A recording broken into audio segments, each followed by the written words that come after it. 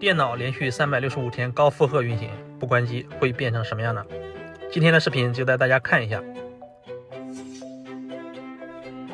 眼前的这台电脑是2021年4月份在某电商平台上购买的，到今年的9月份之前一直是24小时运行的，没有关过机。这是一套 AMD 的平台，搭配了一块3060的显卡。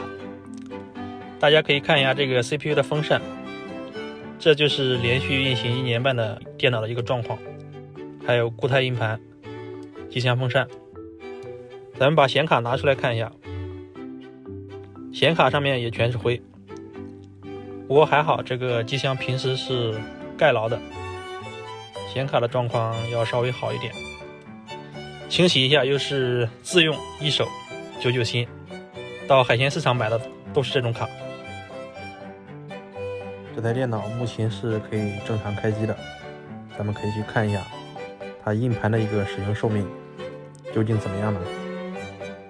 好的，咱们首先打开这个硬盘工具，大家可以清楚的看到这个右边有2个亮点，一个是通电次数14次，一个是通电时间11221小时。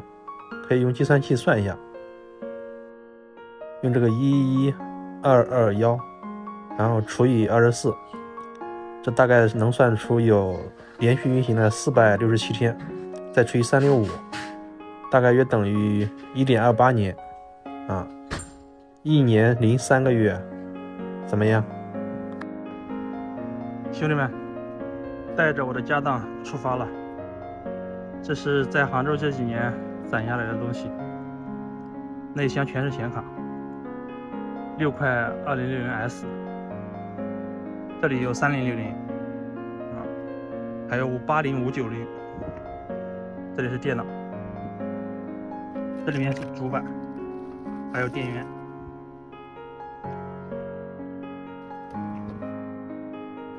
这里还有笔记本，还有显卡。我这里呢，距离老家大概有1000公里。按照往年的一个经验啊，大概高速上要堵好几个小时，到家的话可能需要20几个小时。那这期间呢，可能比较少更新这种电脑维护的视频。当然，如果你的电脑也有问题，可以在评论区留言，我看到的话都会回复。那么我们明年再见吧，拜拜。